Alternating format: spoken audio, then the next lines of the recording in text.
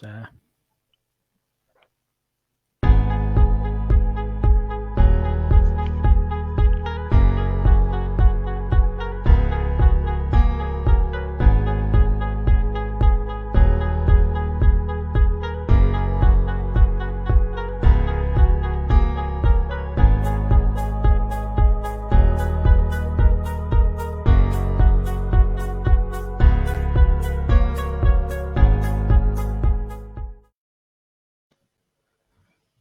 Сайн бацгаана уу? За энэ өдрийн мэндийг хүргье. За Бурхны үгийн хөсөмжлөхөө группийн ярилцлагын цаг 5 дугаар дугаар маань ийхүү эхэлж байна. За энэ удаагийн дугаар маань их сонирхолтой сэдвээр та бүхэндээ хүрэхээр бэлтгэсэн байна. Вакцин ба Библи гэсэн энэхүү сэдвээр та бүхэндээ ярилцахаар нэгэн үдшийг та бүхэнтэй ярилцахаар ингээд зочныг ураад тэгээд сэргэлийн бит хоёр маань хоёулаа ингээд та бүхний өмнө ярилцахад бэлэн боллоо. За өнөөдрийн сэдв вакцин ба Библи. Тэгээ та бүхэн бас асуулт байвал доор сэтгэл хэсэг та бүхэн бас үлдээгээд тэгээд тэгэх юм бол бас өнөөдрийн зочноос бас сэдвлээ сайн асуугаад вакцин ер нь бол бидний хийх хэрэгтэй юм уу? Эсвэл энэ вакцинтай холбоотой ямар зөв мэдээлэл байх хэрэгтэй вэ гэдэг юм уу? Ийм олон төрлийн асуулт бас биднэрт байгаа. Бас энэ талаар Библийн дагуу Христ итгэгч хүмүүс бидний хувьд ямар байр суурьтай байх вэ гэдэг талаар ярилцахаар энэхүү ярилцлагыг одоо бэлтгэлээ. За ингээд өнөөдрийн зочин маань студид ирсэн байна. Хамтдаа зочинтойгоо танилцъя. За зочин маань өөрийгөө танилцуулаарай. За микрофон нэгээд танилцуулаарай. За сайн байцгаана уу? Та бүхэндээ энэ орой мэндийг хүргье. Намайг Алтан ууг гэдгээ. Хүний ихэнч мэрэгжилтэй Монголын Христ итгэл дэмжнэрийн холбооны тэргүүн. Судрын чуулган Христийн цуглааны пастор. За одоо бол олон улсын байгууллагад харилцаа хамтын ажиллагаа хариуцсан захирлын ажлыг хийж байна. За баярлалаа. За тэг өнөөдрийн бас сэдвийн талаар те товчхон мэдээллийг бас өгөхийн тулд студид бас сэргэлэн маань ирсэн байна. Тэг сэргэлэн өнөөдрийн сэдвийн талаар. За сайн байцгаана уу? Бурхны үгийг хөсөмжлөх группийн ихэм гишүүдээ. За өнөөдөр маш онцгой зочин урьлаа. Тэгээ мэрэгжлийн хүний ихэнч юм хүн байгаа. Пастор хүн байгаа, судлаач хүн байгаа. За тэгээд бид гурав өнөөдөр нэлээд цаг үед одоо эрэлт хэрэгцээтэй байгаа вакцин ба Библи гэсэн сэдвээр ярих гэж байна. За та нар бүгдээрээ мэдж байгаа. За яг өнөөдрийн байдлаар манай Монгол улс 100 мянган хүнд одоо вакцин хийсэн байна гэсэн тооцоо би өнөөдөр харлаа. За тэгээд нийт хүн амын 4.9% одоо вакцин хийсэн байна. За Монгол улсад 4 төрлийн вакцин байна. За AstraZeneca, Pfizer, Sinopharm, за Sputnik V гэдэг Орос улбоноос иймэрхүү юмнууд байна. За тэгээд ер нь нэг юм Христэд итгэгч нарын дунд нэг юм асуулт байгаад байгаа. Тэгээд одоо вакцин тариулах уу? За тариулвал энэ вакцин хүний биед хортой юу? Хоргүй юу? За тариулахгүй бол одоо яах вэ? Улс орныхоо өдөр төвшнэрийг бид нар дагахгүй байж болохгүй бидтэй. Тэгвэл заавал тариулах юм байна гэх мэтчлэн ч юм уу те. Вакциныг тойрсон маш олон юм асуултууд байгаа даа. Тэгэхээр өнөөдөр бас нэгэнт мэрэгжлийн хүн орж ирж байгаа учраас вакцины тал дээр нэлээд тийм тодорхой яг тайлбарыг өгвөл энэ вакцин ер нь хортой юм уу, хоргүй юм уу? Тэгээд одоо тодорхой мэдээллийг өгөөч гэж одоо пастроосаа хүсье. Асуугаад эхэлье. За баярлалаа. Тэгээ вакцин гэж юу вэ гэдгийг эхлээ бид нар ойлгох хэрэгтэй. Вакцинаасаа өмнө бид нар цар тахал өвчин гэж юу вэ гэдгийг бас ярьж бас болно. Хүн төрөлхтний түүхэнд аимшигтай олон 100 мянга сая хүнийг хамарсан олон одоо өвчин тахлууд байгаа. Тэгэхээр энэ одоо өвчнүүд дотроос халдварт өвчнүүдийг ер нь тахал гэж нэртэй. Олон хүнийг хамардаг юм үхэлд хүргэдэг онц аюултай өвчнүүдийг бол тахал гэж байгаа. Энэ маань дэлхийн нийтийг хамраад ирэхлээр цар тахал гэж нэрлэдэг. гэж байгаа. Тэр хүндрэлтний төвхөнд бол олон тахал байсныг та бид цагаан бурхан, улаанууд, кор улаан бурхан гэж нэрлэдэг. Одоо салхин цэцэг байж гэн. За мөн одоо сүрье за бидний менингит цахилгаан менингит гэж нэрлэдэг. За одоо хамгийн сүүлийнх нь бол энэ ковид байна. Тэгэхээр эдгээр бол болохоор яадгүй гэхээр хүмүүсийг олон зугаар нь үхэл төргөж байгаа. Тэгэхээр энэ өвчнүүд энэ үхэл төргөдөг өвчнүүд маш богино хугацаанд хүний амь насыг авч чаддаг учраас энэ өвчнүүдийг эмчлэх гэж зүтгэснээсээ энэ өвчнүүдээс урьдчилан сэргийлж вакцинжуулах нь хүмүүсийн амь насыг аврах хамгийн шилдэг арга гэдэг нь гэж одоо сүүлийн 100 жилд тогтоогдож байна л да. Тэгэхээр вакцинжууд бол бидний хувьд шинэ юм биш, хүндрэлтний хувьд шинэ юм биш. Бүр одоо 10 тий байсан. Одоо бол 2 3 хамгийн анхны вакцин бол 1830-аад оны үед хийгдсэн байна шүү дээ. Тэгээд тэр үеэс эхэлж хийгдсэн. Тэгээд энэс ч хойш бол 200 жил өнгөрч чинь энэ хугацаанд олон вакцин хийлгэж байна. Зарим вакцин бол нэг удаа хийлгээд насан туршид нь дархлаа тогтоож байна. Зарим вакциныг жил болгон хийлгэж байна.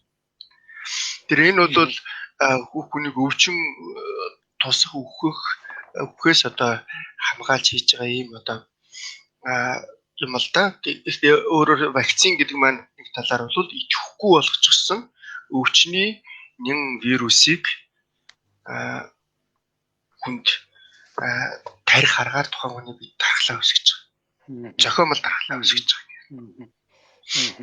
Энэ вакцин гэдэг үг нь өөрөө би нөгөө хараад үзсэн чинь вака гэлөө үхэр гэсэн үгнээс гаралтай гэсэн үг гэсэн тий. Тий. Тэр анх болохоор энэ цагаан цэцэг гэдэг өвчин бол их аюултай өвчин байна. Та бүхэн санаж байгаа. Одоо Монголын уран сайхны цогтойж кинонд хүртэл гардаг штэ. Лэгдэн хааны зэрэг манжин зэрэг төслөснийхаа дараа тэр цар тахлаар бүгдээр их хаарцсан байдаг. Тэгээ цогтойжийг туслах гээд ирсэн чинь бүгдээр их хаарцсан. Тэгээ нэг тийм гацсаг өлгөөд ингээд тахал дэлгэрсэн төвтэй тавьсан байсан. Тэгээд цогтойж би зүгээр гээд яваад орчдөг шүү. Тэгээд та цааш хар өглөө гэсэн чинь өө би энэ өвчнөр болцсон гэдээ яваад орчдөг тийм. Энэ бол юу гэсэн үг гэхээр цагаан цэцэг гэдэг бол маш аимшигтай өвчин байсан. Ерөөс хяачдаг. Тэгээд цагаан цэцэг туссан хүмүүсийг бол тэр чигээр нь тэгээд тусгаарлал тэгээд үхэж дуустал нь хүлээхээс өөр арга байхгүй. Тэгээд бүх эд хөрөнгөтэй нь хувцас сунартай нь мал адуустай хамгийн өдөр ингээд шатааж устгаал тэгээд ерөөсөө болоо. Өөр арга байхгүй. Тэр энэ өвчин бол үхрээс одоо энэ өвчин бол малаас бас хүнд халддаг байсан. Энэ ковид ч гэсэн амтнаас хүнд халдж байгаа шүү дээ. Тэгээд Европт энэ өвчнийг судалж байсан эрдэмтэд нэг сони юм ажилласан. Сайлчид тусахгүй байсан энэ өвчнөр. Сайлчид. Тэг яагаад сайлчид тусахгүй байна гэд судалсан чинь нөгөө сайлчид маань нөгөө үхэр саадаг. Үхэр сааж явах үедээ дархлаа тусч юу суучт юм байна л. Айлгсан. Үхрийн байгаад тий. Тэгээд тэрнээс нөгөө нэг гараараа дамжуулаад маш багаар аваад тэгээд би энэ дархлаа суудсан учраас цогтойч нөгөө болчихж байгаа байхгүй. Тэгээд өөрөөр хэлбэл тэр өвчнөр өвдөхгүй. Тэгээд эндээс тэр үхрээр дамжуулж тэр вирусыг аваад хийхгүй хэлбэрийг нь өөртөө аваад ингээд дархлаа суудчихж байгаа учраас анх тэр үхрнээс гаралтай гэдгийг тэр байхгүй юу? Энэ би ингэж нэг сонслоо л доо. Тэгээд Sinopharm вакцин гэдэг одоо энэ Хятадаас орж иж байгаа 300 мянган одоо хүн тун гэж байгаа тийм. Тэгээд ийм вакцин Монгол руу орж ирсэн байна л та. Тэгээд бас Sputnik V Оросын холбооны усаас бас Монголд хандивсан юм уу бид нар авсан юм уу сайн мэдэхгүй байна. Энэ хоёр вакцин Дэлхийн эрүүл мэндийн байгууллагаас зөвшөөрөл өгөөгүй гэдэг тодтолд ороод байна л та. Тэгэхээр энэ эрүүл мэндийн байгууллагаас нь зөвшөөрөл өгөөгүй байхад энэ вакциныг одоо тариулж болох уу болохгүй юу хэрэглэж болох юм уу болохгүй юм гэдэг асуултыг болсон байна. Ер нь бол дэлхийн тухайн улсууд өөрийнхөө ард түмэнд дархлаажуулаад эхэлсэн вакцинууд байгаа байхгүй. Тэгэхээр Дэлхийн эрүүл мэндийн байгууллага бүх юмд одоо заримдаа юу гэх юм бэ ирэх олгодог байгууллага бас биш юм л да. Манайхаар одоо нөгөө мэрэгжлийн хяналтын байгууллага шиг бас биш байхгүй юу.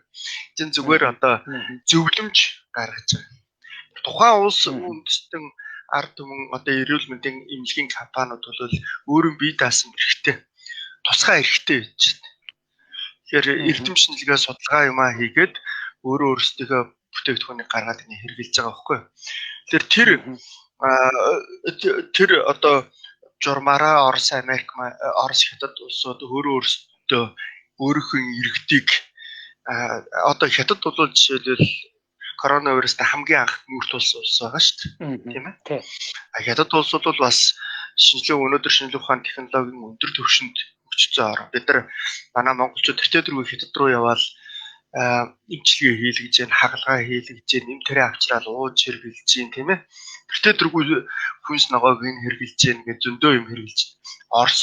Оросын одоо ийм эмнэлэг технологи бол манай монголчууд одоо сүүлийн 100 жил хэрэгэллээ.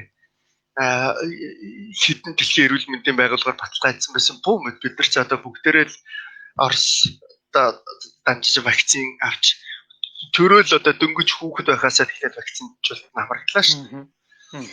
Тэгэл одоо бол ингээд шин төрсөн хүүхдүүд бол дандаа л сүрээгийн вакцин, саагийн вакцин гэл ингээд шууд улаан бурхны саагийн вакцин энтергээс шууд өрөөсөө төрөнгүүд төлөвлөгөөд вакцин гэл ингээд 7 нас хүртэл тодорхой схемээр өргөн вакцинжуулалт хамруулж байгаа шүү. Энэ бол шинэ юм бас л дээ. Өчигдөрхөн би одоо нэг юутай эмчтэй холбогдсон тухай эмч маань бол гоц халдварт өвчний одоо өвчин судлалын төвд олон жил сувилгаж ирсэн тухайн сувилагч бол коронавирусын одоо энэ вакцин хийлгэсэн тухай бол хэлж байгаа. Би ч одоо бүр жил болгон одоо шүлхийн мүлхий бом одоо бүх төрлийн вакциныг хийлгдэг тий. Ханадны вакциныг жил болгон хэдэн удаа 3-4 удаа хийлгдэг гэдэг нь ярьж байна.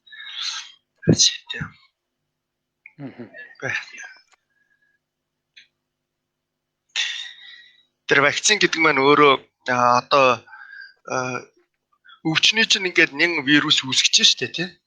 Тэр нэн вирусыг за жишээлбэл одоо тэр нэн вирусыг ингээд өхүүлээд тэгээд идэхгүй болгоод хүнд өвчин үүсгэх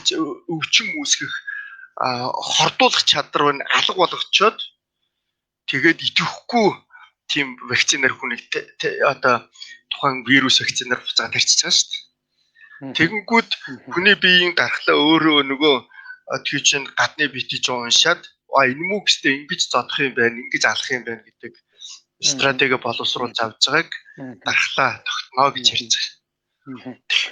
За тийм байна тий. Тэгэхээр вакцин харин тийм байна. Ерөнхийдөө нөгөө одоо юу коронавирус чинь нэг ийм одоо гаднах одоо биетийн юу гэдэг нэг юм арзгаар одоо ийм биетэд байгаа шүү дээ. Тэрнээс нь өвчин одоо хувилбарыг нь нөгөө одоо вакцины найрлагад оруулаад тэгээд тэр нь хүний биед орчхоор нөгөө таниад авчдаг тий.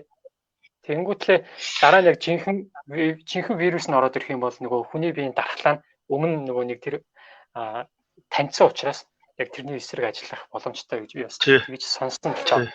Тийм байна. Ерөнхийдөө бас яг тэр титмин авч гэнэ үү? Ер нь энэ вакцин болгон өөр технологиор боловсруулагдаж байгаа гэж хэлж байна. Тэгээд жишээлбэл ихэнх вакциныг одоо вирусны вакциныг жишээлбэл гаргаж авдаг ихэнх аргууд уламжлалт болон сүүлийн одоо хоёр янзын үндсэн арга байгаа. Нэг нь уламжлалт вакцин гаргах арга, нөгөөх нь одоо үйлдвэрлэл синтетик арга буюу одоо үйлдвэрлэлд боловсруулах арга хоёр аргаар боловсруулж байгаа шиг байна л да. Үндсэн хуучин уламжлалт арга нь бол зүгээр одоо энэ вирусыг чинь аваачаад одоо шилээд өндөг рүү тарчиж байгаа байхгүй дахианы өндөг рүү. Нөгөө өндөгч тий. Тэгэхээр нөгөө дахианы өндөгч нь ингээд өвчлж штэ тий. Тэгэнгүүт тэр өвчлсөн юунаас наваад дахиад ингээд шатлуулаад ингээд явчихлаар нөгөөх нь нөгөө вирус нь ингээд тийм аргаар нөгөө вирусээ өсгөж авангуудаа тухайн вирусээ халуунаар халаадаг ч юм уу, эсвэл хөлдөөдөг ч юм уу, эсвэл хими бодисоор өхүүлдэг ч юм уу нэг ийм арга хэрэглээд тэгээд дараа нь гаргаад арчиж байна. Тэгэхээр тэр яг титэмнээс нь халдвар үүсэж гэнэ үү? Арьснаас нь халдвар одоо дархлаа үүсгэж гэнэ үү? Доторх эдээсээс нь задлж үүсэж гэнэ үү гэдэг нь бол баталтай. Амьд бактериаар вакцин хийж гэн. Өгсөн бактериаар вакцин хийж гэн. Аль нэг хэсгийн юу яах хэсэгчилсэн байдлаар вакцин бас гаргаж авч байна. Тийм байна. За зочноос бас нэг ийм асуултыг асуумаар санагдаж байна. За. Одоо сүүлийн үед нөгөө conspiracy одоо худал хуурмаг хувилдааны онол гэж бас яриад байна тий. Тэгээ хувилдааны онол гарч ирээд одоо коронавирустэй ч гэсэн энэ COVID-19 төр маш их гарч байгаа тий. COVID-19 бол одоо улс төрийн шинжтэй цоомол өвчин тий. Улсад хоорондоо энэ эдийн засгийн дайн болж байна гэдэг ч юм уу. Иймэрхүү одоо цууд хараагаад тэгээ иймэрхүү юмыг бол хувилдааны онол гэж би онлоос одоо үүдэлтэй зүйлүүдээ гэж би одоо унсан баггүй. Тэгэхээр бас вакцины тал дээр ч гэсэн вакцин муу гэдэг ийм мессеж яваад штэ. Сошиалор ч юм уу хаанаа ч одоо вакцин тариулах юм бол хүчлээ. Тэгээ яг тариулсны хэдэн цагийн дараа бол хүчлээ гэдэг ч юм. Тэгээ сошиалор тэр ингээ явахаар хүмүүс ингээ айдас хуруулаад яг энэ одоо конспирацийн хувилдааны онлайн талаар бас вакцинтай холбож бас таны хувьд тайлбар өгөөч. Юу хувилдааны онлайн талаар би нарийн сайн мэдэхгүй юм аа. Зүгээр айдас болгоомжлол бол бүгдэнд л байдаг. Хүмүүс чинь вакцин хийх нь бодоход тариулахаас ч айж шүү дээ үндсэндээ. Тийм ээ. Тэр өдгөө им уухаас ч хүртэл айх байхгүй юу. Ер нь өөрөөр хэлбэл аюултайгаа хүрэх юм бол хоолч аюултай байхгүй юу. Тийм ээ. Им гэдэг зүйл ч гэсэн нэг талаараа өөрөө хор. Грек үг нь бол им хор гэдэг хоёр үг чинь нэг үг байхгүй юу. Тэр чинь альва юм чи буруу хэтрүүлж хэрэглүүл хор. Зөв хэрэглүүл им. Буруу хэрэглүүл хор. Зөв хэрэглүүл юм. Тэгэхээр хоол хүнс хүртэл тийм л байдаг л да. Өнөөдөр ч гэсэн энэ утгаараа аваад үзвэл вакцин ч гэсэн нэг талаар өөрөөр хэлбэл хүний бие рүү аваачаад гадны одоо үхсэн бактери, үхсэн вирус аль эсвэл тэрний нэг хэсгийг одоо генийн ДНК ч юм уу РНК-гийн мэдээлэл агуулсан тодорхой хэсгийг тариад хүний бие зориуд дархлаа үүсгэж штэ. Энэ бол нэг талаар хүнийг зориудаар өвчлүүлж байгаа байхгүй. Вакцинжуулалт гэдэг нь нэг талаар хүнийг урьдчилаад өвчлүүлчихэж байгаа. Гэхдээ өвчин биш. Өвчнөд тухайн өвчнөд яг төстэй аргаар аминд аюулгүй бид хоргүй зүйлээр авчиад байцчих. Одоо жишээлбэл одоо нэг талаар бол яг одоо бэлтгэлэл юм да. Нөгөө 50 цагт хөлсийг урсгуул дайдах цагт цусвааг урсгана гэл өнөөдөр чинь цэрэг дайнууд тамирч чинь зөндөө бэлтгэл хийж штэ. Бэлтгэл дээр ч гэсэн бие бинийгээ цохиол нүдэл ингээл өчнөө юм болж байгаа. Тэгэхдээ тэр бол жинхэнэ дайнтай харьцуулах юм биш. Тэгэхдээ тэрийг хийжээж дайнд бэлтгэгдэж байгаа байхгүй юу? Яг тэрнтэй адилхан вакцинжуулалт гэдэг нь тухайн хүнийг идэвхгүй хоргүй нэг вирусээр хүнийг өвчлүүлээд тэр нь тэгээд тарьчаад хүний биед оруулчаад хүний биеийг урьдчилж зодтолдуулаад амьмуутаастай дараагийн үйлчлэл яг ингэж зодтолдох юм байна гэдэг мэдээллийг өгч байгаа байхгүй юу? Тийм л. Тэгэхээр өнөөдөр вакцинаас одоо хүн вакцин хийхгүй байл гэж ярьж та вакцин хийхгүй хүн бол корона тусна. Ойлгож байна уу? Корона тусна. Тусна. Өөрөөр хэлбэл хүссэн ч хүсээгүй ч тэр коронавирусын вирус бүтнээрээ юм уу?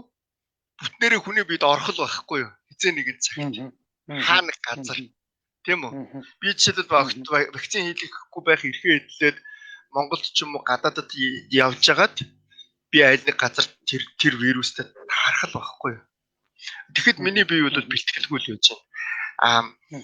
Вакцин гэдэг маань бол би тухайн коронавирусыг ямар нэгэн байдлаар идэхгүй юм уу үхмэл хэлбэрээр нь би өөрөө аваад санаатаагаар урьдчилаад төлөвлөгөөтэйгээр авчиж байгаа. Тэгэхээр би хүссэн ч хүсээгүй ч вакцинаар авахгүй байсан ч би коронавиг жинкнэр нь авна. Мөн үү? Тэгэхээр би жинкнэр нь авах уу? Жинкнэр нь биед оруулах уу? Эсвэл урьдчилаад хиймлийг аваад өөртөө тэрний эсрэг бэлтгэлтэй байж байгаа гэдэг чинь л одоо миний сонголт болж байгаа. А реакц бол үүснэ шүү дээ. Одоо вакцины хийлгээд хүмүүс халуурч хариуцны дараа халуурах гэх мэт юм уу те? Тий, тэр чинь яагаад гэхээр нөгөө гадны вирусыг чи хийгээд зохиомдоор өвчлүүлчихэж байгаа юм чинь би өвчлөлчихөж байгаа шүү дээ тэр чинь. Тийм ээ? Тэр вакцины хийгээд өвчлүүлчих хүнийг зориуд дээр өвчлүүлчихэж байгаа. Би өөрийгөө зориуд дээр өвчлүүлчихэж байгаа байхгүй. Тийм учраас тэр яг өвчин тусцсан юм шиг мэдрэмжүүд бол төрнө шүү дээ. Энэ Тэнийг ингэж сонссон юм алтуу юу хаа. Одоо баруунд жишээ нь нэг иймэрхүү хэрүүл юм уу ерөнхийдөө зөрчилтөө үүсчихнэ гэж юм л та. Юу вэ гэхээр вакцины найрлагын тал дээр тий найрлаг. За би өөрөө тийм нарийн одоо тийм доктор тийм эмч мэрэгжлийн хүн биш учраас сайн бас мэдэхгүй байна. Ямар ч үсэн вакцины бүтэц найрлаг дотор одоо амин хүчил сахарооз одоо тогтоожуулагч бодис одоо өвчлөл үүсгэгч одоо гадрын идэвхтэй бодис хадаглагч гэх мэтчлээ их олон юм ордын байна л та. Тэгээ яг энэ юу бүтэц найрлагын дотор нэг ингэж хэлсэн байгаа. HEK гэж 293 гэж эсийг ашигласан гэдэг байхгүй. Энэ нь болохоор лабораторид одоо нялх хүүхдийг золбуулад тэндээс одоо эсийг нь аваад тэгээд одоо энэ юу хийсэн гэж яриад вакциныг хийсэн гэж яриад байгаа. Тэгээ энэ ерөнхийдөө үнэн юм уу худлаа юм уу? Тэгээ энэ дээр л одоо Христэд итгэгч нар хэрвээ яг ингэж нялх хүүхдийг ашиглаад вакцин хийсэн бол Христэд итгэгч нар энийг эсэргүүцэх ёстой. Яагаад ингэж сайн зүйлийг хийх гээд муу зүйлийг бид нар дэмжих ёстой юм бэ гэдэг ч юм уу. Нэг иймэрхүү юм болоод байна л та. Тэгээ энэ тал дээр вакцины найрлагын тал дээр бас алтуугийн хасаа юм асуу. Яг дотор нь яг юу байдэ? За вакцин чинь юм биш. Би бодвол вакцин бодвол өөрөө юу вэ гэхээр тухайн өвчин үүсгэж байгаа бактери вирусыг л бүтнээр нь болоод хэсэгчилсэн байдлаар л идэвхгүй хоргоо болгоод хүний бие рүү хийж байгаа. Тэгэхээр тэрнээс биш тэрийг тэр идэвхгүй хоргоо болгохын тулд нэг юм процесс явагдаж штэ тий үйлдвэрлэлийн процесс явагдаж штэ тэрийг. Тэр вирус бактери вирусыг эхлээд өсгөж үржүүлэх ёстой тийм үү. Би түрүү хэллээ тэр өндгөн дотор ингээд зориуд хийгээд өндгөн дотор тэр вирусыг чи өсгөөд авч чинь. Тэнгүүдээ тэр нэг өндгнөөсөө соруулж авангуудаа 1000 өндгөнд халдаагаад тэгээ өсгөөд авч чинь. Тэгээд тэр вирусээ их хэмжээгээр бэлэн болгож авангуудаа тэрүүнийгээ дараа нь тэр хими бодисоор ч юм уу халуунаар ч юм уу хүүтнэр ч юм уу эсвэл ямар нэгэн им тангаар нөгөөдхийгээ өвгүүлээд идэхгүй болгоод тэгээ чиний хэлж байгаа докторжуулах өчнөө юмар ингээд дамжуулж хагаад тэгээ ихэд нэг тариа гаргаж автал ийм үйлдвэрлэлийн дамжлага процессууд явж байгаа байхгүй юу. Тэгэхээр тэрэнд нь бол зөндөө юм орж байгаа зөндөө юм хэрэглэгдэж байгаа. Тэрийг бол хэлж тооцохын арга байхгүй. Өнөөдөр бидний ууж хэрэглэж байгаа эмүүд ч гэсэн яг л тийм дамжлагаар гарч ирж байгаа. Зарим эмийн найрлаганд өнөөдөр маш аюултай хүнд хортой бодисууд бас орж байгаа шүү дээ. Одоо жишээлбэл өнөөдөр бидний хамгийн их хэрэглэж байгаа нэг хэсэг хэрэглэж байгаа одоо парацетамол гэдэг халуун бууруулах юм бэ. Энэ халуун бууруулах юмыг 6 сар одоо энэ парацетамолыг 6 сар дараалан хэрэглэхэд хүний илэг чулуу болж байгаа шүү. Тийм учраас удаан хэрэглэж болохгүй. Тэр чинь тодорхой энэ өнөөдөр ингээд бидний маш олон хэрэглэж байгаа зүйлүүд чинь нэг талаараа ингээд өөрөө доторх найрлах процессыг ингээд аваад үзвэл хэцүү юмуд байгаа л да. Тэрийг тэгэхээр тэр вакцин болгон дээр бол би тэрийг нарийн хийж мэдэхгүй. Эцээс гарч ирж байгаа бүтээгдэхүүн нь өөрөө тэрийг зориултыг нь харах хэрэгтэй. Би нэг том вакцин хийх ёстой байтал би 10 том хийлгэж болохгүй байхгүй. Тийм ээ? Гэх мэтчил. Хоёр дахь нэг зүйл нь бол тэр одоо энэ вирус гэдэг зүйл чинь өөрөө амьд организмыг ашиглаж өсөж үрждэг зүйл байхгүй юу? Бактери бол тийм учраас тэр нөгөө өндөг рүү ингээд тариад амьд эдэс рүү тарьж ингэж зориуд өсгөж ургуулж авч байгаа. Яагаад гэхээр вирус ч өөрөө тэр амьд ис дотор өсөхгүй бол юу яаж өсдөхгүй байх нь шүү дээ. Тэгэхээр тэр тухайн тэр амьд исээ ихэнхдээ уламж дараагаар бол хуучин үед бол өндгөрөө тарина, эсвэл амьтны биед тариад тухайн амьтныг өвчлүүлж хагаад тэр вирус бактери өсгөж авах явдлууд байдаг. Сүүлүүд яг нөгөө өөр арга одоо ийм амьд эдис гэдэг утгаараа юг нас орсон хүний эдисийг ч юм уу одоо үр хөндлөлтөөс гарсан цогцыг хэрглэж байгаа эсгийг би одоо байж магадгүй. Гэхдээ би тэрийг үнэн гэж хэлж чадахгүй, худлаа гэж хэлээ. Би хараагүй учраас би мэдэхгүй байна. Тэгж энийг нөгөө нэг орчин үеийн ангаах ухаанд юу гэдэг өнөөдөр ч гэсэн хүмүүс ингэж байгаа шүү дээ. Өөд болоход миний биеийг ангаах ухааны төлөө зориулаарай гэж туршилтанд хүн захиж байгаа байхгүй юу? Тэр чинь баг тийм ингээд захиас үлдээгээд явж байгаа гэсэн үг юм тийм. Өнөөдөр хүн хөхөд өөд болсон хүний гэмтэл ослоор нас орсон хүний зүрхийг нь аваад өгсөн хүний зүрхийг аваад эрүүл хүнд, өгсөн хүний бөөрийг аваад эрүүл хүнд, амьдаас нь аваад амьд хүнд, өгсөн хүнээс аваад амьд хүнд ингээ хийж байгаа байхгүй юу? Тэрнтэй адилхан эсвэл тухайн хүний одоо эрүүл идэрхтнийг аваад тэрийг ангаах ухааны туршилтанд им тан гаргаж авах болон энэ вирус вакцин гаргаж авахд ингэж ашиглаж байгаа байж болно. Энэ утгаараа тэр утгаараа тэр stem cell гэж нэрлэж байгаа тэр нөгөө одоо амьд эдис хүний амьд эдис одоо өөр хүндлэлт болон янз бүрийн аргаар гаргаж авч байгаа. Тэрийг ингэж хэрэгэлдэг байж магадгүй. Би зүгээр тэр тим гэж хэлэхгүй, үгүй гэж хэлэхгүй. Яагаад гэхээр stem cell буюу энэ сүүлийн үед ангаах ухаанд их дэлгэрж байгаа энэ нөгөө тим одоо ургаас авсан эдис маань өөрөө шинэ эрүүл учраас өсөн төлжих боломж сайтай. Хүний нөгөө эд эрхтнийг орлуулсан шилжүүлэн сурах донор байдлаар хэрэглэх ийм асуудлууд их яригдж байгаа. Мэдээж нөгөө талд нь ёс зүйн асуудал маш их гарч ирж байгаа байхгүй юу? Энд одоо энэ зөв буруу юу гээл одоо жишээлбэл өнөөдөр ангаах ухаанд үр шилжүүлэн суулгах асуудал өнөөдөр зөндөө хэрэглэгдэж байна. Үргэн хүмүүс үртэй болох донор бүгдээрээ эдгээр чинь дандаа нөгөө юу дагуулдаг ёс зүйн асуудлуудыг дагуулдаг. Зөв буруу гэсэн юм маргаан тасралтгүй явагдаж байгаа байхгүй юу? Тэгэхээр энэ бол нэг талаар бараг дуусахгүй маргаа юм л да. Тэр бол хүн яг юу гэж харж байгаа. Миний хувьд бол зүгээр энэ утгаар нь аваад үзвэл ангаах ухаанд огт нөгөө нэг ёс зүйн үүднээс ингээд хасаад танаад хортой бодиснууд ч гэдэг юм уу аюултай бодиснууд гэдэг ингээд хасаад ах юм бол ерөөсөө юу ч явахгүй болчихно. Бид нар нэг ч юм хэрглэж чадхаа гэж. Бүгд хортой шүү дээ. Тийм. Ийсэн чихэр гэхэл хортой шүү дээ. Тийм. Тэр ийсэн чихэр хэрэглэхгүй давс хэрэглэх. Тийм. Тэгэл инглишээр чинь бүгд асуудал гаргаж ирэх байхгүй юу? Тийм байна те. Ямар ч байсан одоо вакцин хийлгэж байгаа хүмүүс, хийлгүүлэх гэж байгаа хүмүүс ямар ч байсан энэ вакцин доторх найрлагаа бас сайн өөрөө судлаад сайн мэдээд авчвал бас хэцүү өөрөө байх те. Өөрийнх нь биеинд одоо юу болох гээд байгаа юм гэдэг. Би удаа дээрээс судлахыг судлаа шаардлагагүй гэж бодож байгаа хувьдаа. Шаардлагагүй гэж бодож байна. Тийм шаардлагагүй гэж бодож байгаа. Яагаад гэвэл те нэгдүгээр би зөв мэдээлэл олж авч чадахгүй юу гэдгээ би мэдэхгүй. Ойлгосноо.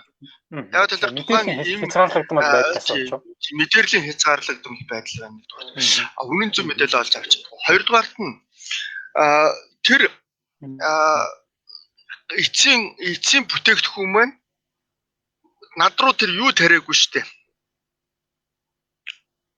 Ургийн эсийг тариагүй байхгүй юу? Над руу зөвхөн тэр өвчин үүсгэгч тэр коронавирусын үхмэл вирусыг л тарьчихж байгаа байхгүй юу? Үхмэл вирусыг л над руу тарьж байгаа. Тэгжээж би тэр вирусны эсрэг дархлаатай болж байгаа байхгүй юу? Тэрнээс биш тэр одоо юу гэдгийг тэр нэг ургийн эд эсийг надад авч тариагүй байхгүй юу? Тэгэхгүй шүү дээ. Тэр чи тийм юм байхгүй. Хүний төлөө. Тэр вакцины найрлаганд хүний төлөө. Тэр вакцины найрлаганд тэр хүүхдийн эдис байна гэж байхгүй. Тэр чинь байхгүй. Тэр чинь вакцин гэдэг чинь өөрөө өвгмөл вирус л. Тийм байна. Таны хэлдгээр ерөнхийдөө баталгаатай мэдээллийг олоход бас самаргүй юм байна л та ер нь л те. Баталгаатай их сурвалжийг одоо дурын хүн нь өөрөө бас ирж хагаад олж бас хэцүү учраас ерөнхийдөө энэ вакцин гэдэг юмд итгээд тэгээд тэр бол ингээд вирусээс хамгаалнаа гэдгийг л одоо ерөнхийдөө сайн мэдчих ойлгох хэрэгтэй юм байгаамаа л гэж та ер нь хэлгээд ташгүй байна те. За тэгээд алтан уяга хаасаа нэг ийм одоо цаашлаад ерөнхийдөө бид нэг ингээ итгэвч хүмүүс байна. За манай групп ч гэсэн одоо дандаа сүмж болгонд явж байгаа дандаа итгэвч хүмүүс байгаа тийм. Ерөнхийдөө одоо бидний үзэж байгаа одоо энэ 40-50 хүн бүгдээрээ л яг сүмж болгонд хамрагдаж явж байгаа итгэвч хүмүүс хаа гэж бодож байгаа. За тэгэхээр бидний итгэж үнэмшиж байгаа энэ Библиэлд вакцины талаар мэдээж Библи тодорхой вакцины талаар бол юм хэлээгүй л хэл та. Гэхдээ яг вакцинтай холбоотойгоор тиймэрхүү санаануудыг ер нь Библи маань хэлж гэнэ үү, яаж гэнэ? Энэ Библийн дуу хоолой энэ вакцины тал дээр ер нь яаж ямар чиглүүлэгтэй байгаа вэ? Та бас пастор хүний хувьд би Христэд итгээд 27 жил болж байна. Тэгээд итгэсэн анхны мөчөөс эхлээл би сайн мэдээг хүмүүст ярьж ирсэн. Хорих байгууллагад, дэлхийн байгууллагад өвчтөе хүмүүст эм чимлэгийн ажилчдад сайн мэдээ ярьж ирсэн. Тэгээд сайн мэдээг ярихад би өөрөө эмч хүн болохоор юм уу? Вакцинтай холбож сайн мэдээ ярьжсэн тохиолдол надад айгүй их байдаг. Вакцинтай холбоотой. Бид нар за би жишээлбэл ингэж одоо ярьдаг. Хүмүүс бид нар анх бурхан бүтээхэд бид нар цоо ирүүлсэн. Ив ирүүл. Ямар ч өвчнгүй. Өвчний ямар ч халдвар байхгүй. Ав ариун. Чистний гэсэн тийм. Гэтэл бид нүгэл тийм. Тэгсэн чинь биднэрт нүгэл гэдэг вирус халтсан байхгүй юу? Мөн үү? Нүгэл гэдэг вирус халтцсан. Тэр вирус биднийг үхэлд хүргэсэн. Ром номон дээр байдаг. Нүгэл нь нүглээр орсон гэж. Нэг хүн нүгэл үлдсэн. Тэгээд бүгд нүгэлтэй болсон. Тэгээд нүглээр нь үхэл орсон. Тийм учраас бүх хүн үхдэг болсон гэж. Тийм байгаа ч коронавирус мөн байна уу? За. Тэгээд өнөөдөр бүгд одоо үхэл дээрэгдсэн.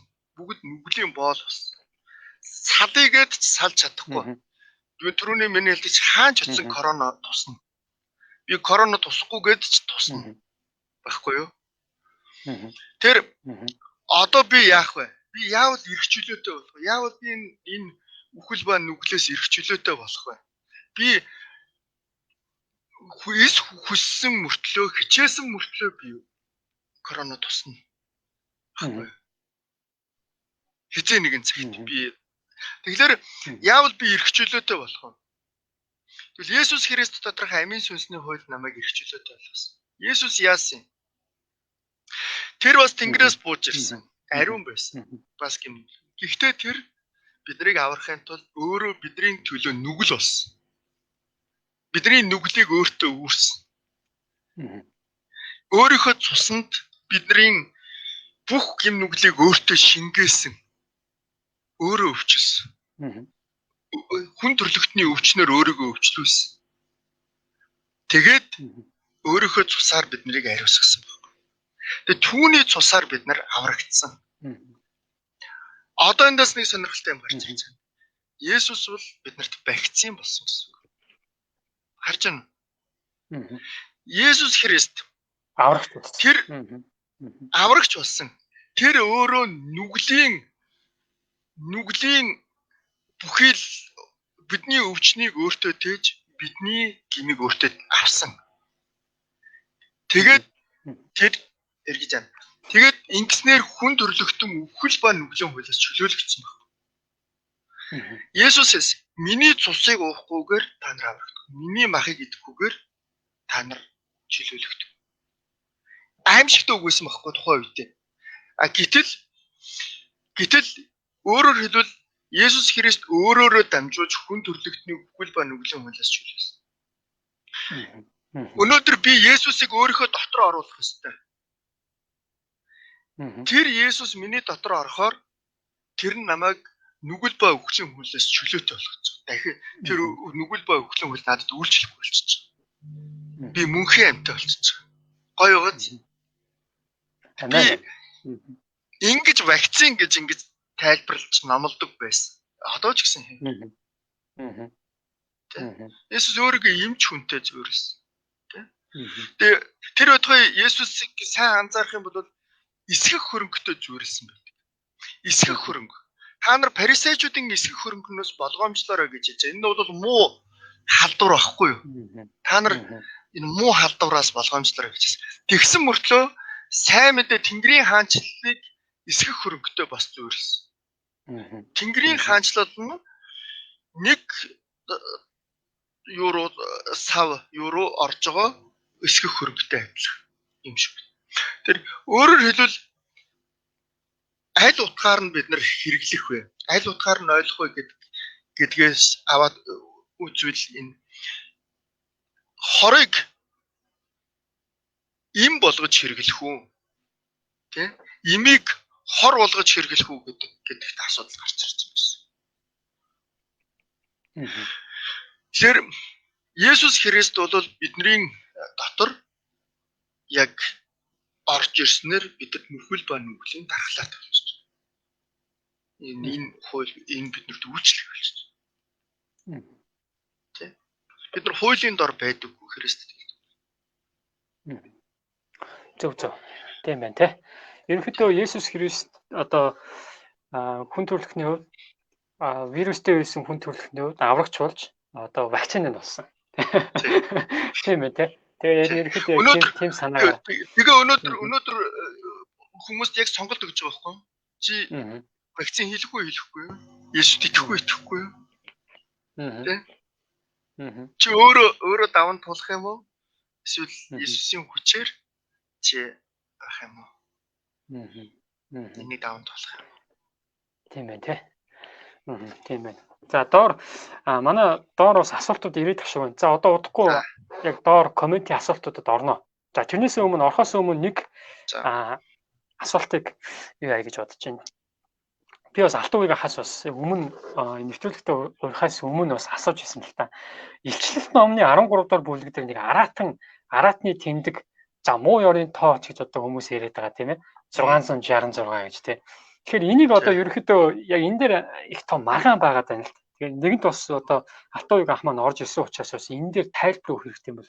Ямар маргаан юм бэ гэхээр COVID-19 бол аратны тэмдэг. За вакцин бол аратны тоо.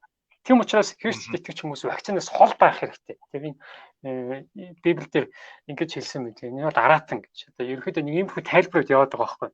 Тэгээ энэ дээр бас алтуугийн бас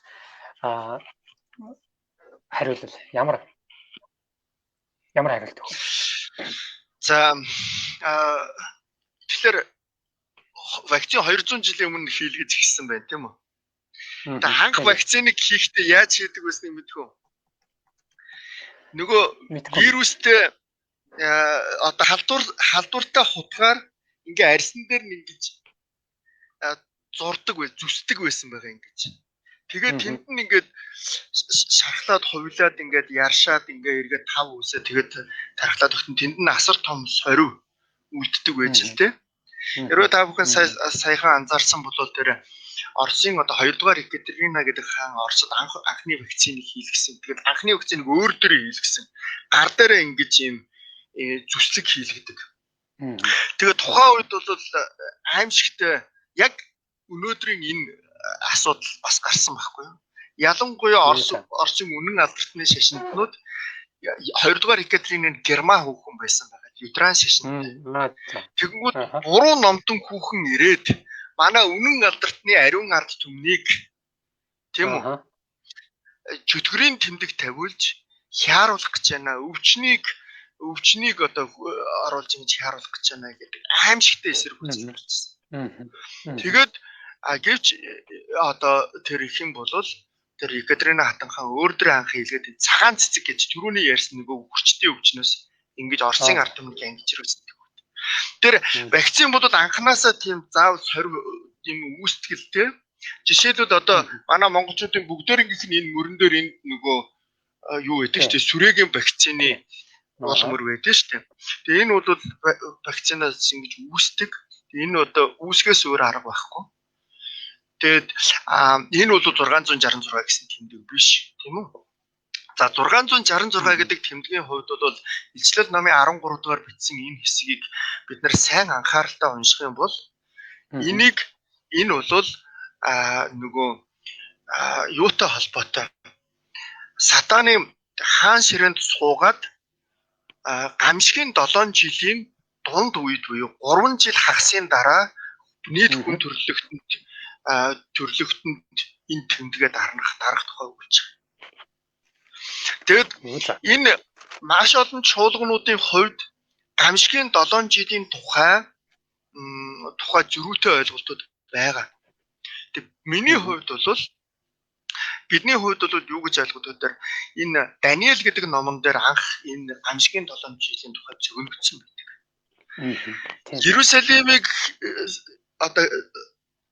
Иерусалимыг одоо хан хэрэмтэн сэргэн босго гэсэн Кореш хааны зарлиг гарснаас хойш 77 тоологдно гэж бичсэн байна.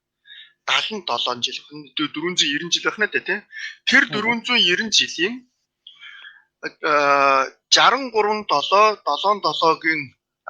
7-гийн дараа Жон Месая таслагдана гэж Есүсийн үхлийг зөвлөсөн байна. Энийний дараа гамшигын 7 жил эхэлнэ гэж бичигдсэн байгаа. Гэвч Есүсийн цовдлогдсны дараа гамшигын 7 жил эхлээгүй байгаа. Яагаад гэвэл хүн төрлөختөнд Эфес номын 3 дугаар бүлэг дээр бичсэн Паулын Бурхны хүн төрлөختнөөс үеэс үед нууцлж ирсэн тэр чуулганы үе буюу нийт хүн төрлөختний Христээр дамжуулан аврагдах тэр үе ихсэн гэсэн. Өөрөөр хэлбэл Даниэл номон дээр ингэж зөвлөгдсөн байсан гэсэн үг. Одоо энэ ном байлаа гэхэд ингэж зөвлөгдсөн байсан гэсэн. Эндээс эхлээд ийш нь. За би бүр ингэж харуулъя гэсэн. Тэгэхээр эндээс эхлээд ийшээ ингэж зөвлөгдсөн байсан. Тэгвэл энэ доошоо уншиж байгаа хэсэг ороогүй байсан. Тэгвэл одоо бол хүн төрлөختөн Бурхны нууцлагдсан буюу чуулганы 7 чуулганы үе гэдэг үе дотор явж байна. Энэ үе бол Христийн дахин эргэн ирэлт буюу өгүүлэн дээр ирээд өөрийн хүмүүсийг татаж авах тэр үе хүртэл энэ чуулганы үе үргэлжлэнэ. Чуулганы үед энэ дэлхийн ертөнцийг ариун сүнс ноёрхож байгаа. Ариун сүнс чуулганыг одоо ивэж байгаа юм. Энэ үед бол ариун сүнс ноёрхож байгаа түүний сайн мэдээний ажил явагдаж байгаа учраас сатаны хаанчлал бүрэн ирэхээр явагдахгүй байгаа. Харин Есүс Христ үүлэн дээр ирээд чуулганыг өөрийн ариун сүнсээр энэ дэлхийгээс авангууд сатаныг хязгаарлах зүйл байхгүй болох нь шүү дээ. Тэнгүүд сатан бүрэн ирэхээрээ хүн төрлөختнийг удирдах эхэлнэ гэж. Энийг гамшигын 7 жил гэж. Энэ гамшигын 7 жилийн эхний 3 жил хагас нь бол одоо тийм маш сайхан үе байна гэж хэлсэн байна. Өөрөөр хэлбэл сатан эхний 3 жил хагасын хугацаанд хүн төрлөختнийг атгандаа оруулах ажлыг хийхэд бол маш гоё дүр хэсэг нь. Гоё үйл ажиллагаа явуулна гэж. Тэгээд 3 жил хагасын дараа хүн төрлөختний өөрийнх нь хаанчлалд оронгууд хүн төрлөختөнтэй гэрээ хийн. Тэр гэрээний тэмдэг нь 666 байна гэж. Тэгээд тэр тэмдгийг даруулаагүй хүмүүс тэр үлдсэн 3 жил хагасын хугацаанд одоо их харчигдах тухай бичигдсэн байгаа байхгүй. Тэгэхээр энэ бол өнөөдрийн энэ вакцинжуулалттай бол хамаагүй биднэрт бол хамаарахгүй зүйл байхгүй. Гэхдээ бид нар нэг юм мартаж болохгүй. Сатан бол залтай аюултай байсан. Тэр өөрийнхөө өнөөдрийн хүн төрлөختний улс төр эдийн засаг нийгэм анагаах ухааны бүх системийн ололт амжилтыг өөрийнхөө ноёрход ашиглах уу гэвэл ашиглана. Тийм үү? Гэхдээ одоо биш. Ахна шүү дээ. Тэр энэ нөгөө уюуд гэдгийг хэрвээ сайн ойлгочих юм бол энэ бол тийм одоо бол маргаад байх зүйл. Ялангуяа бидний хувьд бол айгаад байх зүйл байхгүй л дээ. Ялангуяа энэ илчлэл номыг ер нь том зургаар нь сайн ойлгочих юм бол энэ одоо хүмүүсийн яриад байгаа аратны тэмдэг энэ 666 вакцин бол тийм гэсэн энэ ойлголт бол худлаа болж таах гэдэг юм л дээ. За гамшигын 7 жил гэдгийг сайн ойлгочих юм бол чуулганы үед энэ бол хамаарахгүй гэдгийг мэдчихвэл зүгээр л дээ. За сөхөгийн маань хувьд доор комментууд юу болж байна? Тэгээд комментуудаа бас асуултуудыг гаргаж тавиад тэгээд бас алтууыг хаасаа асуух уу сөхөө. Одоо комментийн хэсэг рүү орсон. Хүмүүс бас доор юм асуугаад байна л та. За тэгээд ямар ч гэсэн коммент бол янз бүрийн л байна л да. Ямар ч мэдээлэлд шууд итгэхгүй байх хэцүү. Тэгээд гэр бүл манд хариулж байгаа учраас гэртээ ямар ч байсан маргаантай хүмүүс бол байх шиг байна. Би хариулна, чи хариулахгүй гэд. Эсвэл хариулсан ч гэсэн одоо шинж тэмдэг илэрхгүй бол яах вэ гэсэн хүн байна. За эсвэл нөгөө вакцинаар дамжуулж ямар нэгэн чип одоо нэг мэдээлэл дамжуулах ямар нэг юм бидний юу байх вэ? Эсвэл биодан яваад байгаа юм биш үстэй ч гэдэг юм уу. Янз бүрийн юм мэдээлэлүүд байна л да. Тэгээд эдгээр асуултнуудад бас та хариулах уу? Вакцин хэлсний дараа бас юм шинж тэмдэг илэрхгүй хүмүүс байд юм уу? Тэгээд илэрхээр яа энэ талаар хүн болгон хүмүүс их өөр байна л да. Нөгөө уус үндэстнүүд ч гэсэн өвчнөд үзүүл хариу оруулна өөр. За ханиад ч гэсэн биднэрт янз бүрээр тусаж байгаа шүү дээ. Зарим хүн ханиад хөрөнгүүд халтгаагаараа гівтчихэж байгаа. Зарим нь тэгэхэд хамрын ханиад ч хүрэхгүй хурж байгаагаа мэдчихгүй яваад байцаа тийм. Яг энэнтэй адилхан вакцин ч гэсэн хийлгэхлээр хүн болгонд өөр хариу оруулах гэж байгаа. Би бол одоо өөрөө эмч хүн учраас манай Христ итгэлтэй эмч нарын холбооны олон гишүүд өнөөдөр вакцин хийлгэж байна. Бид нар өнөөдөр хүртэл ингээд онлайн уулзалт хийгээд залбирч байна. Би энтэйгээ бичний үг хуваалцж байна. За ингээд бол вакцин хийлгээд зарим нь халуурж байна, зарим нь юу ч мэдрэхгүй байна. Зарим нь үе мөчнө өвдсөн байна. Тэгээд нэг хоногийн дараа зүгээр болж байна. Гэх мэтчлэн хүн болгонд янз янзын хариу оруулах гэж байгаа. Тэгээд тэр бол тийм биш. Ер нь бол эхний вакциныг 2 тунгаар хийж байгаа. Эхний вакцин хийсний дараа 50% дархлаа тогтно. 2 дахь вакцины дараа 100% дархлаа тогтож байгаа. Тийм учраас ихэнхдээ 2 дахь удаагийн вакцины дараа илүү их реакц өгч байгаа. Яагаад гэхээр өмнө нь нөгөө бидэнд вакцин хийлгээд дархлаа үүссэн байгаа учраас 2 дахь удаагийн тунг хийлгэхлээр эхнийхээсээ илүү реакц үзүүлэх нь шүү дээ. Яагаад реакц гэдэг маань үг зөвхөн тухайн хүний бие организм хүний дархлын систем өөрөө тэр гаднаас орж ирсэн вирусны эсрэг тулалдаж байгаа байхгүй энэ бие чинь тулалдааны талбар. Тийм учраас л одоо ийм халуурах өвдөх шинж тэмдгүүд илэрч байгаа. Гэхдээ би та нарт нэг зүйлийг л захив. Хоргүй, үхэлд хүргэхгүй, аюулгүй болчихсон вирусыг одоо тариулж штэ вакцины. Энэ үед үүсэж байгаа реакц бол жинхэнэ амьд вирус, амьд вакцины хүний биед ороод үүсэж байгаа реакцаас хамаагүй хөнгөн гэдгийг л бид нар ойлгох хэрэгтэй. Юу ч биш байхгүй дэрэгдэн. Тэгэхээр жинхэнэ одоо ковидээр өвдөж байгаа хүн бол энэ одоо вакцин хийлгээд үүсэж байгаа реакцаас 10 дахин, 50 дахин, 100 дахин илүү зовир шаналгаатай хүнд өвчлөлийг даван туулах болтгоо гэдгийг санаж байгаа. Чи одоо ганцхан жишээлбэл вакцин хийлгэхэд бол нэг л удаа тариулж шээ. Тийм үү? Нэг л удаа тариулаад өвдөж чинь тийм үү? Гэтэл ковидээр өвдсөн үед бол 100 удаа тариулна шүү дээ. 100 удаа зүүзээ олгоно шүү дээ. Ямар вэ? Тэр чинь бид нар бодох хэрэгтэй юм маань энэ л. Яг өнөөдөр вакцины тухай янз янзын үнэн худал зөрүүтэй мэдээллүүд байгаа учраас ойлголтын зөрүү байгаа учраас гэр бүл дотор хийлгэхгүй ягаад хүүхдэд нь хийхгүй байгаа юм ягаад том хүнд нь хийгээд байгаа юм ч гэдэг юм ийм аргаанууд байгаа.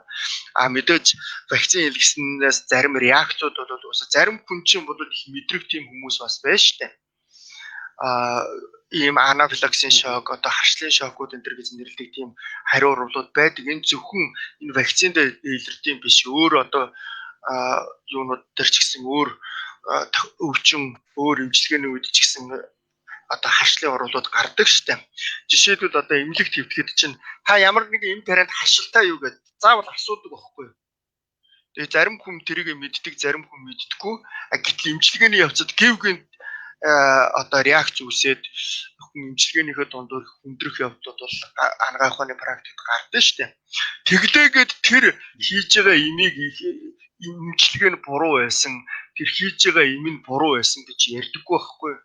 Тэр тухайн нэг хүний л өвөрмөц онцлог, хүний биеийн онцлог гэдгийг санаж явах хэрэгтэй. Тийм учраас яг хоо вакцины үед зарим нэгэн өвдөлт намдаах имийг юм уу, зарим нэг халуун буруулах, цус шингэлэх юмнуудыг давхар зөвлөж байгаа л да. Тэрийгээ л өөрөө сайн. Коммент дээр бас нэг асуулт явагдаад байсан. Энэ содном функцийг инх тайван гэдээ дах бичсэн байгаа. Вакцины тариагаар дамжуулаад хүний бие чип суулгах боломж бий юу гэсэн нэг юм асуулт байна. За би бол энийг сайн мэдэхгүй. За асуултыг хаяа. Зэн дээр чи зүгээр юм юу л тарьж байгаа шүү дээ. Шингэн вирус л тарьж байгаа шүү дээ. Үхсэн вирус. Тэрний чи тэр вируснаас өөр юм тариагүй шүү дээ. Тэр хаана чип байх вэ? Чип байхгүй шүү дээ. Тэр жинхэнэ чип чи өнөөдөр бидний цүнхэнд явж байгаа иргэний үнэмшин дээр чип байж байгаа. Картууд хаан банкны карт чинь өөрөө чиптэй явж байгаа. Тэрүүгээр чи хааж уншуулсан алтууийг энд картаараа тэдэн төгрөг авчлаа, тэдэн төгрөг хийчлээ гэд дурайтал цаан чинь бичигдэж байгаа шүү дээ. Тэр чинь чип байхгүй. Нэзэм муу вакцин ямар амаа.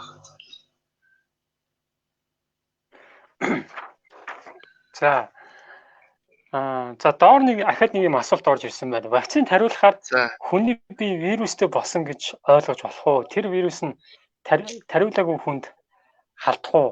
Одоо ингэж л асууж байгаа юм байна л да. Вакцин тариулаад тэгээд тэр хүн вирустэй болох уу? Тэгээд тэр вирус нь өөр хүнд халдах уу гэж байгаа. Тийм. Тэр вакцин тариулсан хүн өөрөө вирустэй болчихж байгаа. Гэхдээ тэр тариулсан тэр вирус нь халдварлагдаггүй, өхүүлдэггүй, өвдүүлдэггүй тийм вирус байхгүй.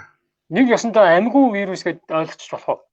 Тийм амьгүй вирус тариулж байгаа шүү дээ. Тэгээд тэр амьгүй вирус дээр нь хүний дархлалын эсүүд очиод сайхан зодооны туршлага хийж байгаа байхгүй, байлдааны туршлагаа хийчихэл, хээрийн сургуулаа хийчихэл, тэгэл дайнд бэлэн болчихж байгаа шүү дээ. Жинхэнэ вирус нь ороод ирэхэд хээрийн сургуультай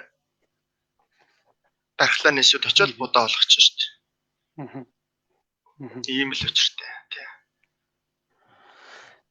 За вакцин тариусны дараа нэг юм асуулт бас байж болох юм байна л да. Миний бас бодож байсан нэг асуулт юм да. Вакцин тариулаад тэгээ тэр хүний одоо ДНХ гэж байгаа шүү дээ, тий. ДНХ-д өөрчлөлт оруулдаг уу?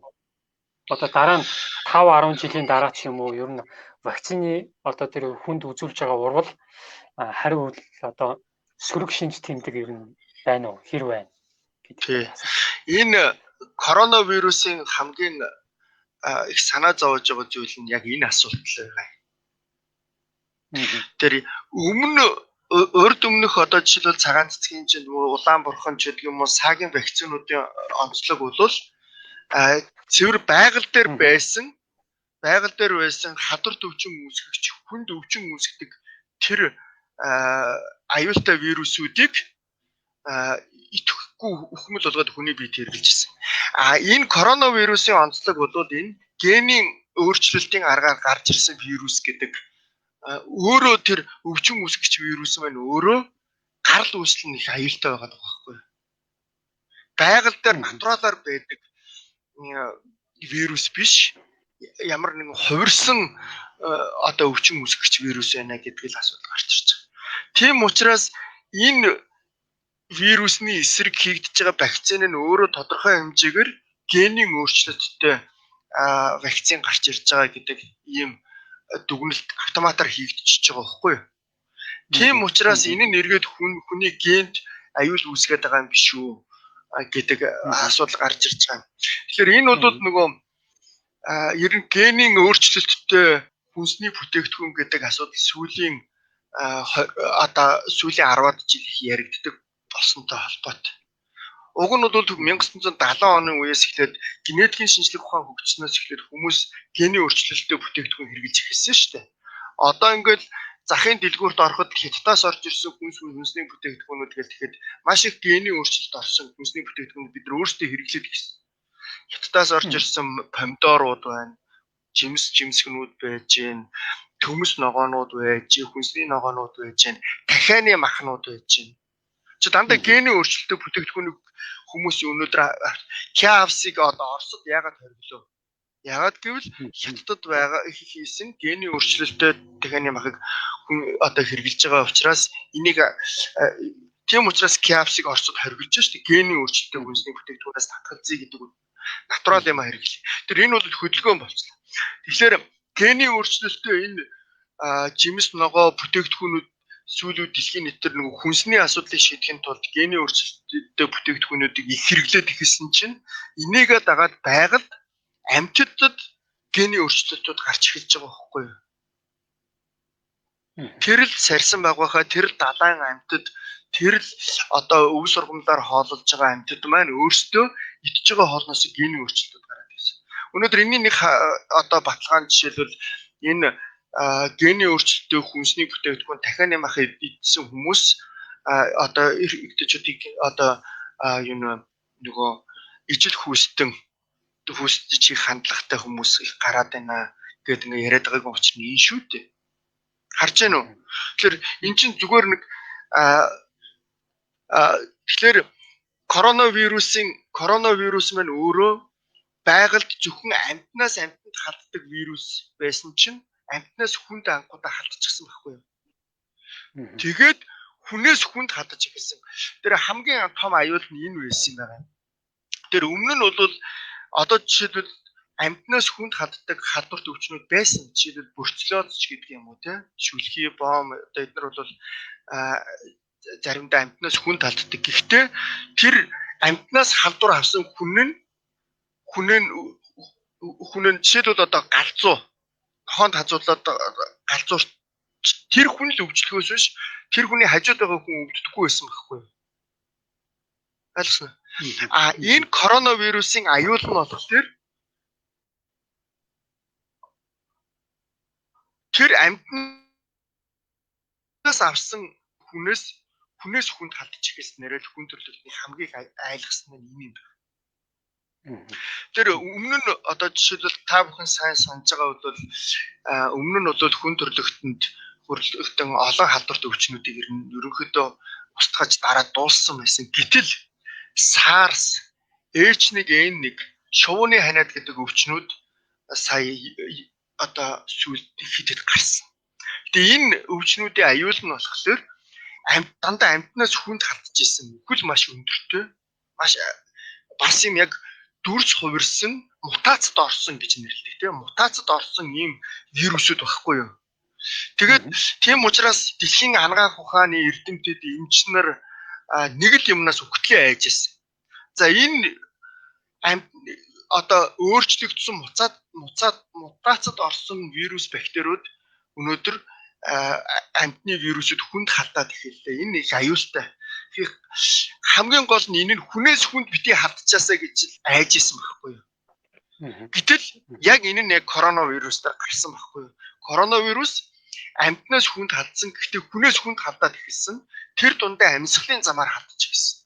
Тийм учраас өнөөдөр дэлхийн нийтээр энэ коронавирусын эсрэг маш хүчтэй хурдтай ажиллаж эхэлсэн. Тэгээ вакциныг их хурдан гаргаад авлаа. Ийм хурдан гаргаж авсан учраас энэ чинь аюултай юм шүү гэж одоо хүмүүс итгэхгүй байх явдал байгаа. Гэтэл яг үнэндээ бол бүх анагаах ухааны эрдэм шинжилгээний хүрээлэнгүүд энэ нь бэлтгэлтэй байсан гэсэн үг. За амьтнаас хүнд халдж байгаа вирус хүнээс хүнд халдвал биднээс та сүрэн шүү.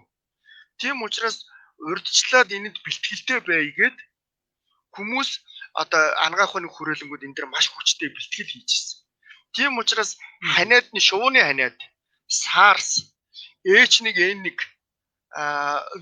одоо вирусүүд дээр туршилт хийгээд тэ урьдчилсан одоо юм суур шинжлэх ухааны бэлтгэлүүдийг хангацсан байсан гэж хэлж болох юм шүү дээ. Тийм учраас яг энэ хүнээс хүнд халдж байгаа энэ вирусын эсрэг хүн төрөлхтөн нийт дэлхийн нийтээр одоо маш хурдтай орж ажилласан байхгүй юу. За тийм байна. За тэгэхээр дараа нь бас энийг юм комментийн асуулт байна. Тэгээд тэрэн дээр нэмээд би бас өөрийнх асуултыг холбоод бас асуучих зүгээр юм болоо гэж бодож байна л та. За манай Монгол улсад түрүү эхлэхэд ярьсан шүү дээ. Ерөнхийдөө 4 төрлийн вакцин байгаа тийм AstraZeneca, Pfizer, Sinopharm, Хятадын Sputnik V гэдэг. За AstraZeneca 70% гэж ярьж байгаа тийм. За Pfizer-ийн хувьд болохоор за Sinopharm-ыг бол сайн мэдэхгүй байна. Sputnik вакцины хувьд болохоор 90 дээш хувьтай гэж ярьж байгаа. Тэгэхээр энэ яриа тасалдаад байна. Үр дүнгийнх нь энэ хувийн чухал юм уу? Энийг нь бид нар харах хэрэгтэй юм уу? Яах хэрэгтэй тий? Тэгээд яг энэ хүмүүсийн асууж байгаагаар асуух юм бол яриа тасалж байна. Одоо зүгээр байна уу? Тий. Одоо зүгээр байна. Байна уу? Одоо асуусан. Тий. Одоо зүгээр байна уу? За ерөнхийдөө товчоор асуух юм бол таны бодлоор аль улсын вакциныг хийвэл илүү сайн байл гэж асуух гэдэг. Доор бас хүмүүсийн комментээр ингэж асуусан байна. Тэгэхээр одоо бол хүн төрлөختөн бол улс орнууд бол яагаад энэ вакциныг маш шуурхай яаралтай хийж эхэлсэн бэ гэвэл нийтээрээ хяарчаасанд орвол вакцин хийлгээл тэгэл үзье гэсэн ийм одоо гэдэг ийм одоо шийдэлд хүрч байгаа байхгүй. Тэгэхээр бид нар бол одоо 1 жилийн хугацаанд вакцингүй 1 жилийн хугацаанд хүн төрлөختөн ямар аимшигтай байдалд хүрснийг бид нэр өөрсдөө харж байна шүү дээ, тийм ээ.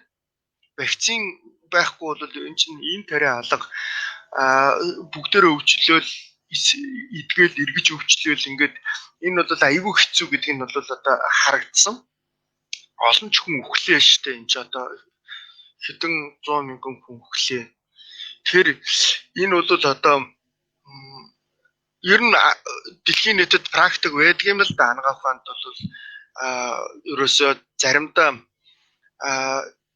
одоо эрсдлийг үл тооцсон. Эрсдэл бол тэртээ дөрөв гарна. Гэхдээ нийт хүн амынхаа 50, 60, 70, 80%-ыг аварч ивэл болоо гэдэг байдлаар шийдвэр гаргаж ирсэн тийм түүхэн тохиолдлууд бий. Гэхдээ орчин үед бол аль болох эрсдэлгүй байлгахыг маш их хичээдэг болсон. Тийм ч учраас нөгөө сүүлийн үед вакцины сөрөг гаж уруулна их нөгөө өндөр хувьтай гараад ирэнгүүт болгоомжлоод хүмүүсийн одоо болгоомжлоод ингээд хийхгүй болж байгаа явдлууд бол яг тэгэхээр нэг гаж уруул. Гэтэл нөгөө нэг ийм юу гэдэг юм вакцин гэдэг маань өөрөө лабораторид ингэж хийгдэж амьтан дээр туршигдчаад тодорхой тооны хүн дээр туршигдаад ингээд нэг за эмчилгээний үр дүн байна гэдэг нь тодорхой болоод тэгээ ингээд одоо яг хэрэглээнд орж ирж байгаа. Хэрэглээнд ороод ирэхлээр дахиад үр дүн нь өөрчлөгдөж байгаа байхгүй яалтчгүй. Яг тэгэхээр 100 хүн дээр турших 100 мянган хүн дээр турших хийх хоёр чинь үр дүн нь өөр гараад ирж байгаа байхгүй яалтчгүй зөрүү гарч ирдэг. Тэгэхээр сүргийн дархлаа тогтно гэдэг юм ярьдаг. Сүргийн дархлаа гэдэг нь нийт хүн амын хэдэн хувьд нь ямар үр дүн ямар үр ашиг өгөө гэдгийг яалтчгүй одоо тогтож байгаа. Өнөөдөр Монгол улсын засгийн газраас эрүүл мэндийн яам, хадварч өвчин судлалын үндэсний төв энэ төр бол одоо энэ эрдэмтэд чинь хинхэн аль улсын ямар вакцин хийлгүй гэдгийг ингээд өнөөдөр бүгдийг бүтгэж байгаа шүү дээ. Тэгээд үр дүнг нь бас ингээд хэмжээл явж байгаа. Тэгэхээр одоогоор бол энэ дэлхийн олон улсууд бол ихэвчлэн нэг вакциныг дагнаж хийлгэж байгаа. Оросууд бол Спутник 5-аар хийлгэж байгаа. Хятадууд бол Sinopharm-аар хийлгэж байгаа. Азад Америкт бол Pfizer-аар хийлгэж байгаа байхгүй юу? Гэвч монголчууд болохоор бүгдийг хийлгэж байна тийм үү? Тийм байна.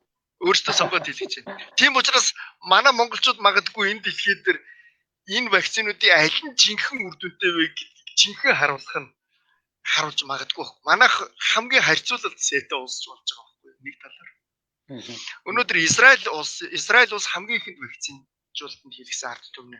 Израиль бол бид нар мэднэ одоо ухаантай ард түмэн ба шүү дээ тийм ээ. Чи хамгийн шинжлэх ухаанч хамгийн ухаантай Библийг бичсэн Христийг төрүүлсэн ард түмэн. Мөн үү? Тэр ард түмэн вакциныг хамгийн ихэнд хийлгэлээ. Тэр ард түмэн. Тэр ард түмэн Израильчууд. Тэр Израильчууд яг манай монголчууд шиг бүгдээрнгээс нь хийсэн. Айлгсан. Одоо тэд нар харьцуулж байгаа. Тэд нар харьцуулж байгаа байхгүй. Аль улсын вакцин илүү үр дүнтэй вэ? Хин нь өвдөх нь, хин нь өвдөхгүй нь, хин нь хүндрэл гарах нь гэдгийг тэд нар одоо ингээд ажиглаад судлаа явж байгаа. Тэгэд коохорт судалгаа гэдэг судалгаа байдаг. Өөрөөр хэлбэл ингээд явц замд нь удаан хугацааны дараа үр дүнгийн харна гэж. Шууд харагдахгүй байх нь шүү дээ.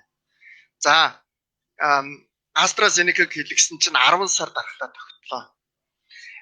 Sputnik-ийг хийлгсэн чинь 1 жил байрлаа.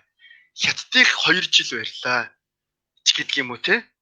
Энийг тус хийлгсэн 1000 хүн тутамд харьцуулаад үзсэн чинь AstraZeneca-гаас 10 хүн, Sputnik-ээс 20 хүн, энээс нь 15 хүн өвдлөө ч гэдэг юм уу те. Ингээд эн чинь яваанда хүн төрлөخت нь харж агаад клиникийн үр дүнгээр нь хүн амын сүргийн дархлааны үндсэн үр дүнгээр нь. Тэгэхээр зарим үр дүнг бид нар одоо хэлэхэд хэцүү. Одоо бид нар хэлж мэдэхгүй шүү дээ. Ямар сайн үр дүн гарах нь, ямар сөрөг үр дүн гарах нь гэдгийг одоо бол дүгнэхэд бас ихтэй байхгүй юу? Дөнгөж вакцинжуулалт эхэлж байна. Тэгээ энэний чинь үр дүн нь дараа нь гараад ирсний дараа энэ вакцин чинь өшөө сайжрах бах, өшөө өөрчлөгдөх бах. Магадгүй өнөөдөр Европын орнууд жишээлбэл Оросын сарын өмнө би жишээлбэл Польшид байсан эмчтэй ярихад тэр эмч бол Европын эмчнэр бол Pfizer-ийг хийлгэж байгаа Оросын вакцины тухай тэд нар итгэлгүй байгаа гэж ярьж байсан. Гэтэл өнөөдөр Германууд Оросын вакциныг авч эхэлж байна шүү дээ. Энэ чинь өөрөөр хэлбэл тэд нар клиникийн үр дүнгээ хараад бас тодорхой хэмжээнд юу ажил байгаа. Тэр ийм юмнуудыг бол бид нар гэхдээ тэр үр дүн гарахыг хүлээгээд бид нар 1 жил 2 жил манай монголчууд хүлээж болохгүй л дээ. Тэр хийгээл явж хахаас зэрэгэл үзэлцгээс зэрэгэл хийгээс өөр арга байхгүй. Тийм байна те. Тэгвэл хэдий болсон ингээд цаочдоо сонсох байх. Таны хувьд бол ерөнхийдөө монголчууд ер нь угаасаа тэртэргүй бүгдээрээ л корона тусна гэж баг түрүүн баг тэгж хэлсэн те. Вакцин хийлгэхгүй бол бүгд вакцин хийлгээгүй хүн бүхэн тусна шүү дээ. Тий, вакцин хийлгээгүй тусах эрсдэлтэй байхгүй юу? Хүсээгүй тэр коронавирус чинь эсвэл амьд хэлбэрээр эсвэл үхсэн хэлбэрээр бидний биед орох гэдэг шүү дээ. Вакцин нь бол үхсэн хэлбэр, хүмүүс хэлбэр. Зөв. За тэгэхээр ийм байна. Дахиад нэг асуулт байна. За алтууны авч мэдээж пастор хүн. За мэдээж бусдад бас библийг зааж байгаа, библ тайлбарлаж бас библ уншиж судалдаг юм хүн мэдээж байгаа. За тэгэхээр Ром номон дээр нэг иймэрхүү санаа байгаа шүү дээ. 13 дугаар бүлэг дээр. Одоо бурхнаас гадуурх эрх мэдлүүд гэж үгүй бөгөөд бурхны тогтоосноор байгаа. Тэгээд дээд эрх мэдлүүдэд хүн бүхэн захирагддаг тийм. Тэр ерөнхийдөө яг энэ ишлэлийг Христэд итгэгчнэр бид нэр ойлгохтой болохоор одоо засгийн газрынхаа дэд удирдал гаргаж байгаа шийдвэрийг бид нэр дагах ёстой гэж ерөнхийдөө бид нар тэгж ойлгоод байдаг. За тэгэхээр яг энэ ойлголтын дээр тулгуурлаад одоо засгийн газар маань ерөнхийдөө энэ одоо 4 төрлийн вакцин ард иргэдтэй одоо хийя. За хүн амынхаа 60% эхлээд үн төлбөргүй вакцинжуулъя. За иймэрхүү юм одоо том хөтөлбөр ингээ боловсруулж шүү дээ. Тэгэхээр бид нар одоо Библиэлд байгаа Ром 13 дугаар бүлэг дээр хэлсний дээд эрх мэдлүүдэд захирагдах гэж хэлсний дагуу бид нар энэ төр захиргаа удирдлагад шууд захирагдах хэрэгтэй. Гэдэг ийм асуултыг бас асуусан. Ер нь тий бид нар мэдээж одоо захирагдах ёстой. Гэхдээ бид нар эрүүл ухаантай бас байх ёстой. Тийм ээ? Эрүүл. Тэр захирагдж байгаа нь ингээд гитлер шиг хүнийг дагаад яваад ч болохгүй байхгүй. Гитлер гарч ирэхэд жишээлбэл ганцхан пастор эсрэг хүчсэн шүү дээ. Бусад бүх пастор нь тийм төр засагтаа үнэж байх ёстой гэд гитлерийг дагаад дагсан шүү дээ. Аимшигтай байхгүй юу? Ганцхан пастор эсэргүүцээд тэр хүн шоронд өгсөн. Тийм ээ? Тэгэхээр тэгэхээр чинь өнөөдөр гэтэл энэ Монголын төр засаг юуны төлөө зүтгэж байна? Яах гэж ерөнхий сайд хотын даргаасаа эхлээд төрүүлээд вакцин хийлгээд байна. Тэр чинь бид нар та нарын төлөө зүтгэж байгаа шүү. Эсвэл хамт үгүй эсвэл хамт хийгээд тариулж шүү дээ. Тийм. Энэ тохиолдолд бол өөр байхгүй. Тэр чинь яг л тэр 200 жилийн өмнө 2 дугаар Екатерина хаан ард түмнээ төр засгаа манлайлаад тариулж ясантай л адилхан юм байна чинь. Тэгэхээр бид нар бол зөв юмн дээр дагалгүй явах юм чинь. Тийм учраас хөөрхөн амтны төр засагч чинь худлаа мэдээлэл тараавал торгоё шүү, шийтгэе шүү гэл ингээд бид нар тэтгээрээ инээтрээ гэж ингэж явж байгаа шүү. Тэр дэлхийн эрүүл мэндийн байгуулагч тэр хүн нийт хүндрэлтний төлөө тангараг өргөсөн. Манай эрүүл мэндийн яам чимлэгч чинь мөн л тангараг өргөсөн. Төр засгийнхан ч гэсэн улсын хурлын гишүүн ерөнхий сайд ерөнхийлөгч болохдоо тангараг өргөсөн л хүмүүс шүү дээ. Тэр чинь тэ төлөөл явж байна. Манай Есүс хүртлээсэн те эрүүл хүмүүстөө ч өвчтөө эмч хэрэгтэй шүү, эмч хэрэгтэй. Та нар мэрэгэн өдөртөмжийн дагуу дайтаарай. Тэ? Гэж. Бид нар төр засгаа хүндлэх ёстой, дээдлэх ёстой, дагах ёстой. Гэхдээ эрүүл ухаантай байх ёстой. Үргэлж сонор сэрэмжтэй байх ёстой. Буруу зөрүү шийдвэр байвал бид нар эсэргүүцэх ёстой зарим юмыг болвол. Библийн эсрэг санааг одоо улс төр манай төрийн удирдлага маань гаргаад байвал бид нар тэрэн дээр за Ром ном дээр тэгж хэлсэн юм аа гэж дагаад байж бас болохгүй байна тий. Жишээлбэл одоо шудраг ёсыг тогтоох хэрэгтэй тий. Жишээлбэл одоо би өнөөдөр тэр хүн асуудлаа тэр одоо энэ вакциныг үр хөндлөлтөй хийлгэсэн тийм амьд эдэстээр хийсэн гэл хэрвээ Христэд итгэж хүмүүс үнэхээр үр хөндлөлтийг эсэргүүцэж байгаа юм бол тэр манай Монголын бүх сүм чуулганууд нэгдсэн Евангелийн нэвслийн нийгмийн бодлогын бичиг баримт дээр бид нар үр хөндлөлтийг эсэргүүцнэ гэж бичсэн байгаа. Үнэхээр бид нар итгэгч хүмүүс муу юм бол энэ үр хөндлөлтийн эсрэг бид нар тэмцэх ёстой шүү дээ.